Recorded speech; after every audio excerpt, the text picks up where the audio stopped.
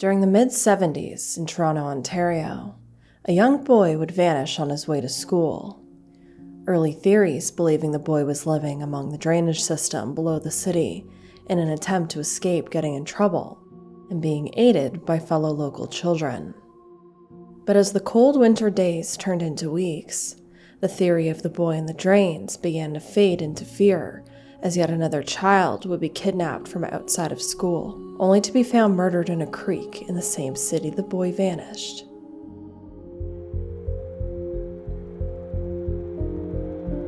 Still no answers. 9 years ago today. What happened to these two young children? Remains a mystery. Urgent story unfolding right now. Who is missing? An unsolved murder.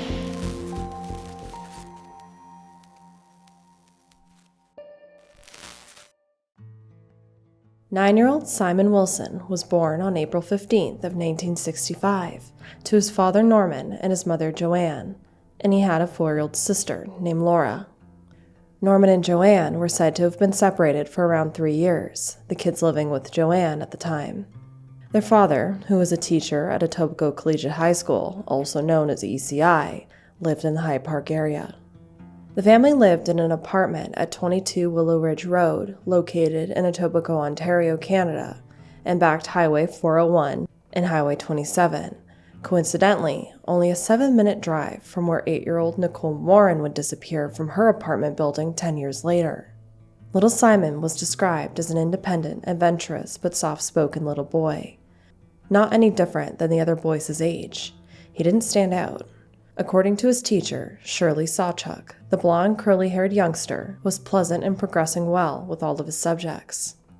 On January 29th of 1975, around 9 a.m., Simon left his apartment and headed for Parkfield Public School like he did every day for the 4th grade. This should have been around a 17-minute walk for the young boy. Now, there are 2 different versions of events of what happened that day.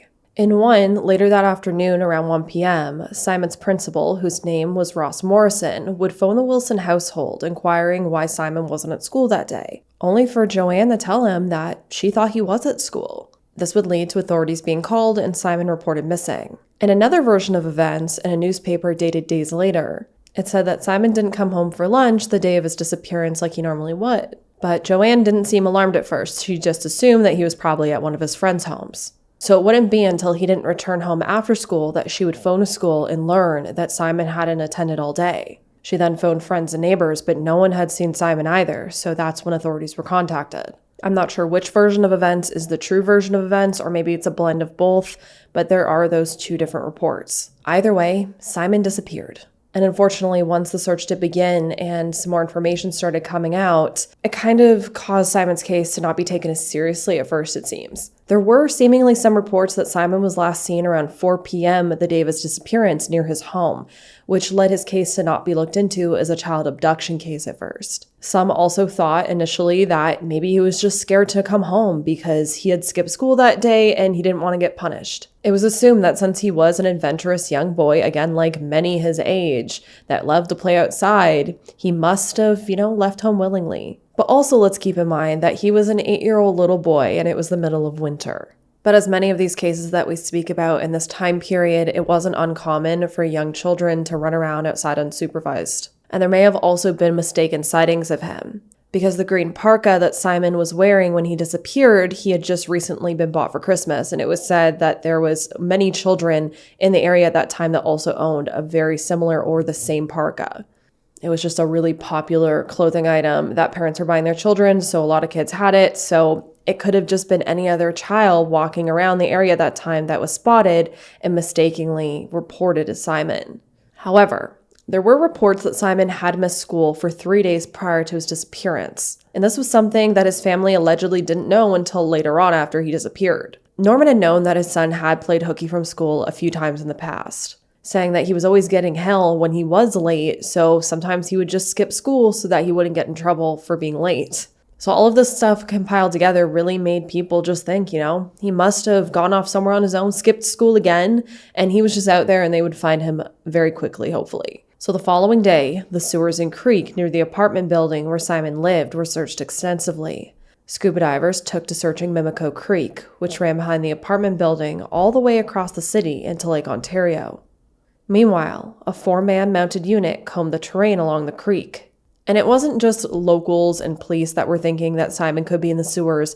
Norman also believed his son could be down there. And this theory did seem to have credence with police as well, because they believed that other children were abetting him and bringing him food. 2 boys also reported to have seen a boy at the mouth of a sewer on Mimico Creek behind Kings Mill Secondary School, now known as Bishop Allen, located on Royal York Road.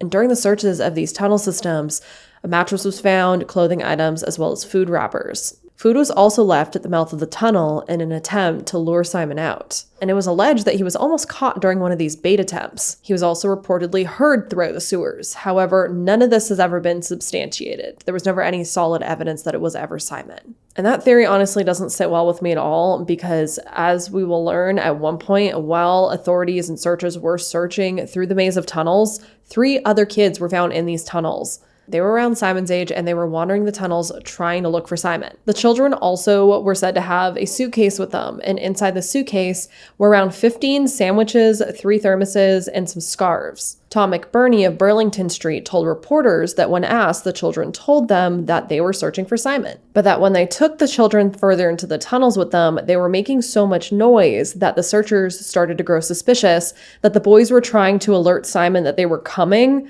and that's what really started to fuel this whole conspiracy even more, that the children were trying to help Simon get away. So after this, they kicked the kids out of the tunnels and didn't let them come with them.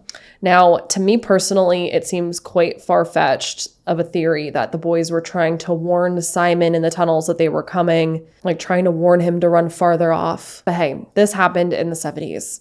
And the theories in this case kind of remind me of what would happen a decade later in the 80s with the Satanic Panic. It's not exactly the same, but it seemed that there was this kind of common thought at the point in time that all of these children could be aiding and abetting one child to escape authorities and his family in a sewer system. And again, it was like every little thing, everyone was just diving into like Reddit level of the time theories of, oh, these children are probably making noise so that Simon runs farther. I think they were probably most likely just young boys that were just loud, going through a tunnel system, it's going to echo. But at the time, they believed it could be possible. Firefighters from Etobicoke's fire department would also join in. They would begin trudging through the main trunk of the sewer system from behind Kings Mill Secondary School to Kipling Avenue.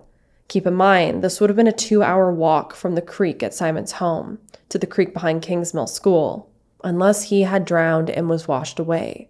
And as I said, despite these theories, others involved in the searches of the sewers made it very clear that there was never any conclusive evidence that he was hiding down there. And some believe that Simon was no longer in Etobicoke at all. Due to there being no clues or evidence regarding Simon's disappearance, authorities such as Metro Police Inspector William Palmer said that his fate was pure speculation. Those investigating believed for a time that Simon could be down in the sewers due to it being a place that him and his friends frequently played. One searcher said that the boys knew the sewers better than anyone. They even had street names for different branches of the sewer system and knew of manhole openings that weren't even on the municipal map.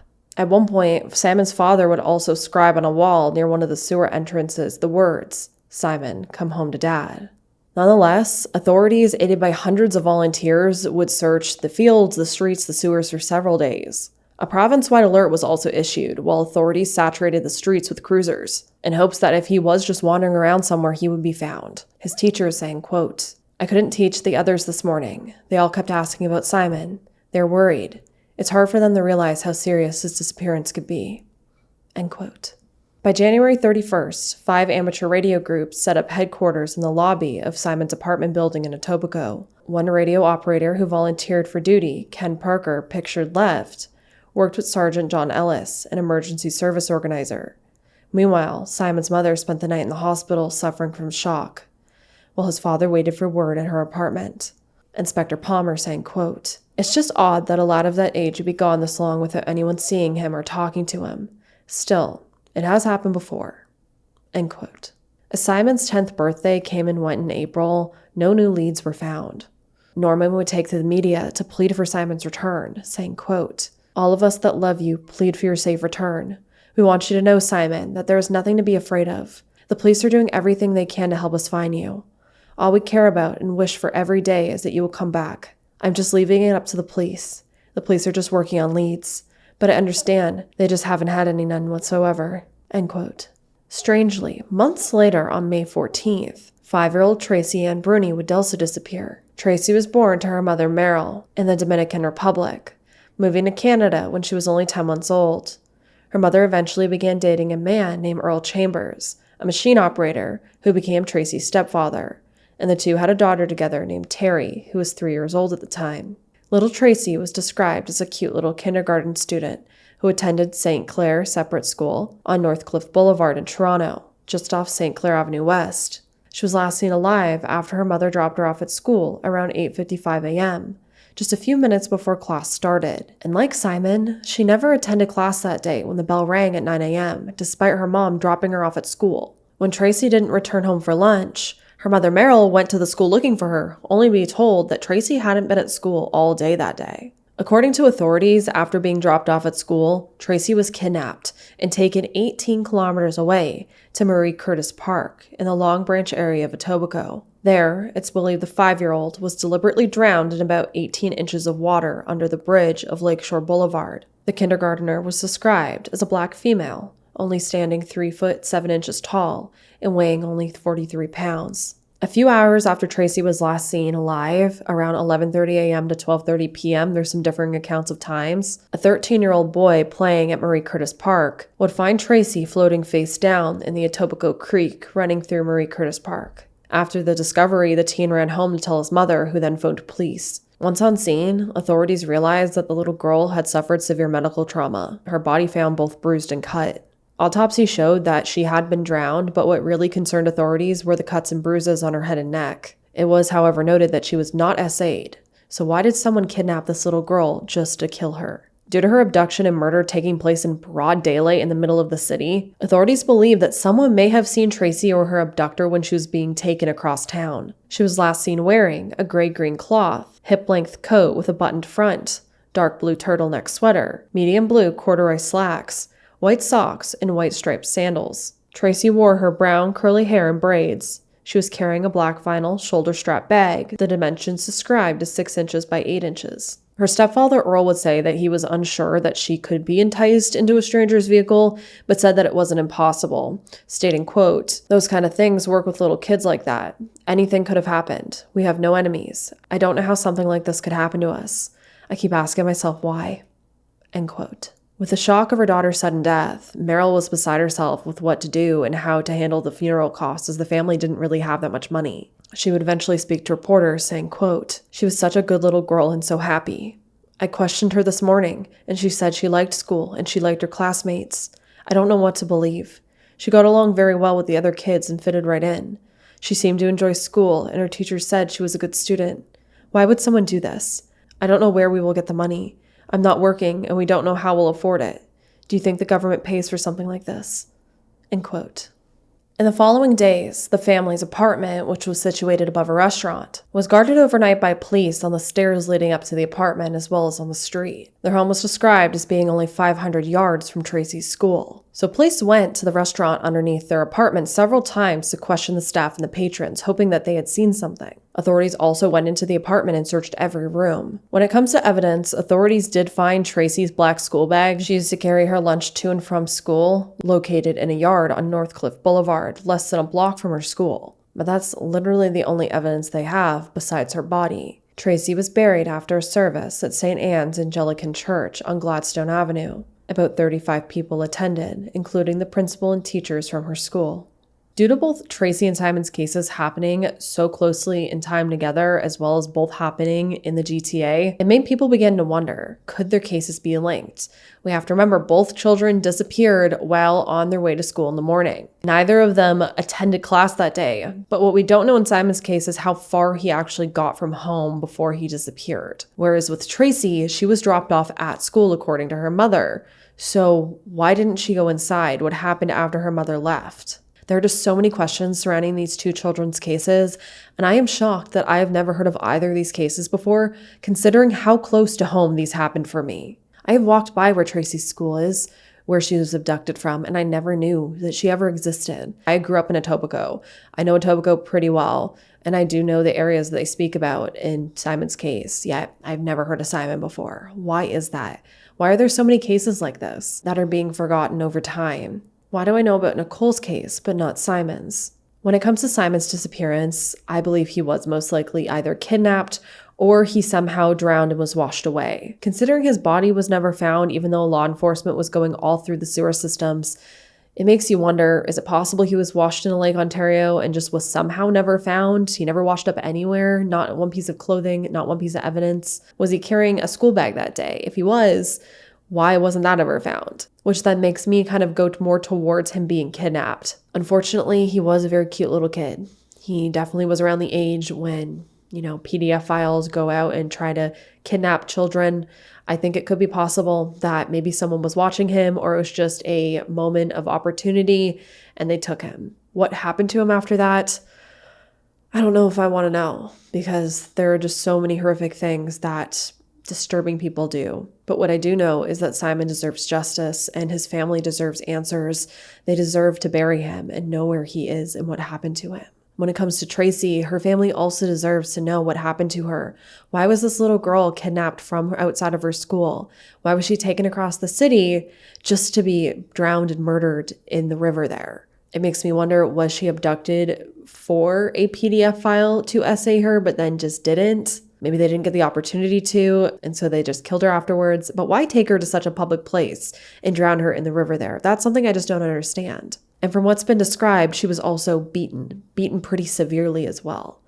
So who would do this to this beautiful little girl? A little girl who never hurt a soul. Simon is described as standing 4 feet tall and weighing around 50 pounds at the time of his disappearance, with a light build, fair complexion, blue eyes, and blonde hair.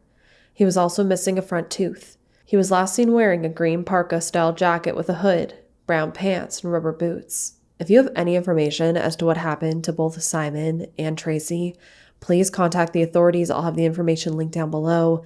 It has been decades and decades too long, 50 years since these things happened, and yet still their families don't have answers. People are passing away without knowing what happened to their children, and that should never happen to anyone. So please, if you know something, please say something.